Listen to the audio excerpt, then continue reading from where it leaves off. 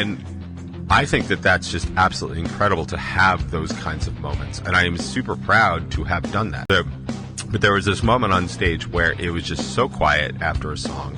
And like I said something about it, and I just carried on. And, it really didn't, there were moments where it was quiet, like it was taking too long to get into another song, which Rebel 9 tends to not do anyway.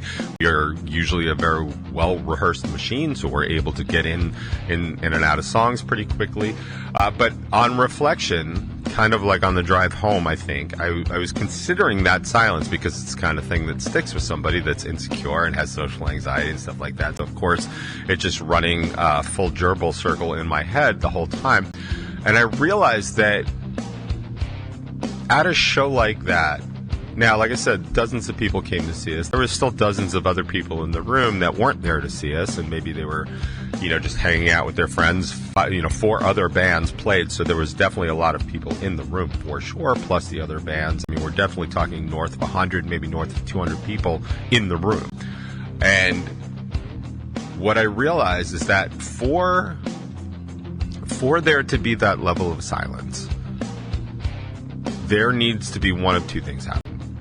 Either everybody in the room has decided that they have nothing to say, they have no conversation to be having, or what they were doing was paying attention to what we were doing.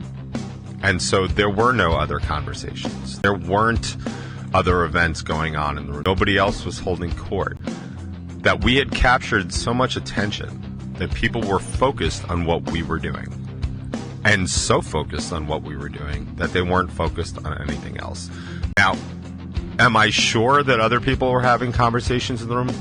Of course. I can't imagine that we did something so incredible that we just broke the mind of, 100, 200 people. Like, that just doesn't seem realistic.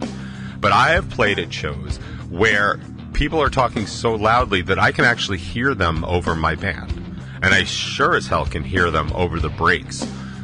Because I'm the only one talking at that point, and I'm not super loud. Yeah, I'm amplified through a PA, but I can still hear people talking. And there was, like I said, there was this moment where I simply could not hear people.